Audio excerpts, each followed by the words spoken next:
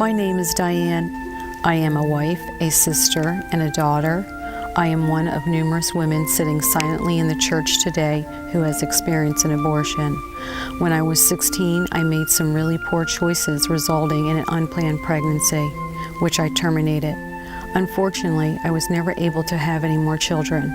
At the age of 27, I received Christ as my Savior, yet as I began my new journey, I continued to experience unexplained shame and guilt.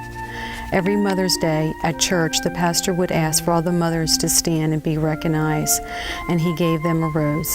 I would cringe and sink in my seat. In years to come, I began to avoid coming to church on Mother's Day and would go into isolation, waiting for the day to be over. I was grieving and mourning. During the Walk for Life campaign, Shelley Wilson approached me in the church parking lot, asking me to become a walker. Even then, nearly 40 years after my abortion, I wanted to walk but felt unworthy to participate in this pro-life event after what I had done. That day, I finally opened up and shared my story. Shelley invited me to attend Passages, a post-abortion recovery group, and committed to pray for me.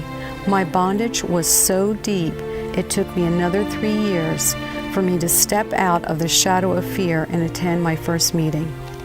Passages provided a loving, safe, non-judgmental setting for me to openly process with other post-abortive women. I no longer felt alone and isolated. As a result, I have received a total healing. I have a new confidence and security within myself. Because of Passages, I felt released to participate in the Walk for Life, and I went to church this past Mother's Day.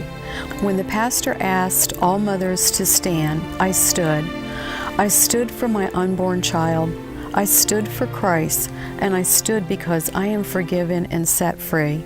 My name is Diane, and this is my great turnaround.